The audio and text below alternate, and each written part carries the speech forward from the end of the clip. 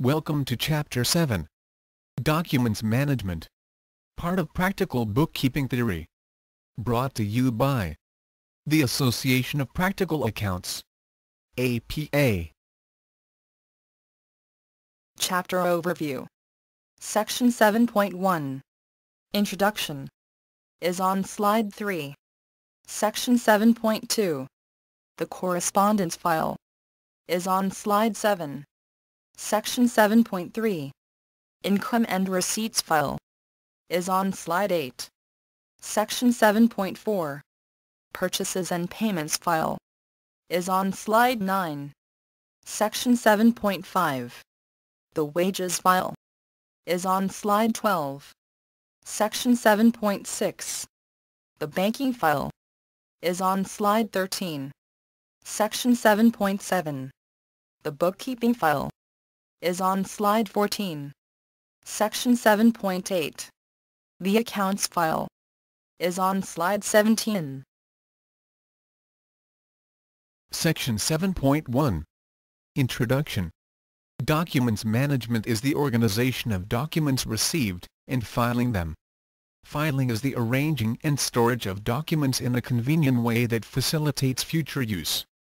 We need the following 7 files for each business. Next is an illustration. The filing system. 1. The correspondence file for incoming and outgoing letters. 2. The income and receipts file for receipts and invoices issued, plus credit and debit notes issued. 3.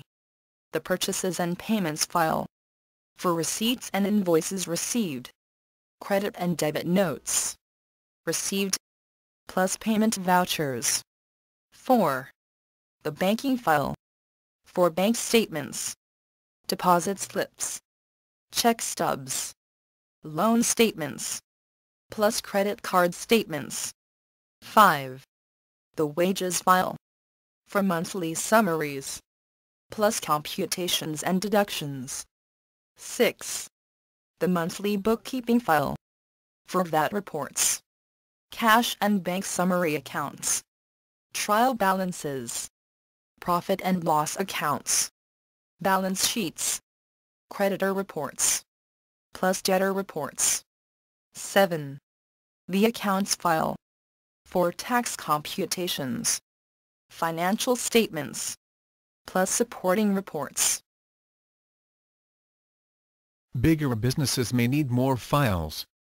Labeling indicates business names, period, and the document's classification.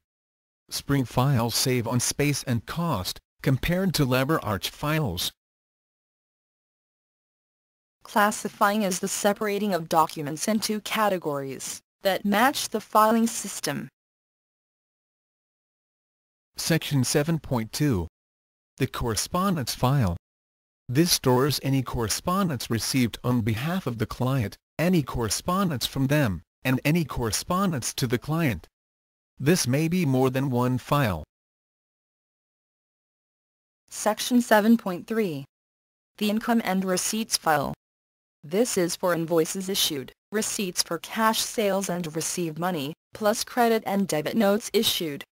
If receipts are too many, they can be summarized into daily totals on A4 sheets. The many receipts are still kept as supporting documents. Section 7.4. The Purchases and Payments file. This file is for invoices and receipts received, debit and credit notes received, plus payment vouchers. This classification has the biggest mix-up, with no uniformity at all. After sorting the income and receipts, banking, and wages documents, all that is left may belong here. Unfold, straighten, and then file them. To ease tax and audit investigations, it's best if all purchases and payments documents are on a single file. If it's full, then we start a second one and label it accordingly. Create uniformity and count by assigning them internally generated numbers at recording time. When searching, numbered documents are easier to find. The VAT reporting frequency determines whether we file monthly or quarterly. Never mix up documents for different financial years. Section 7.5. The Wages File.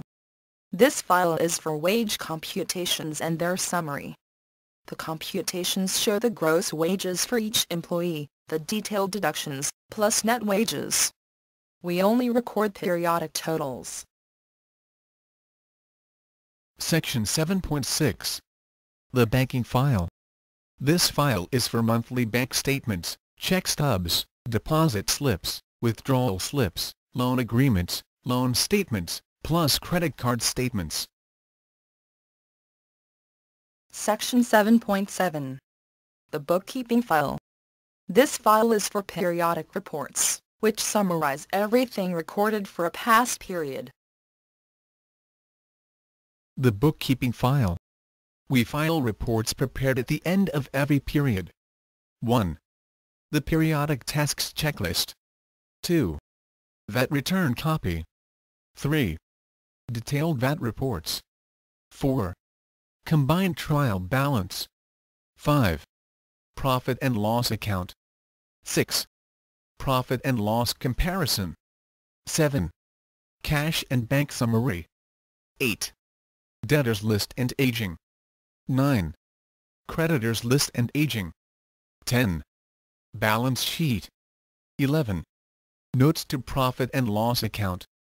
12. Notes to Balance Sheet.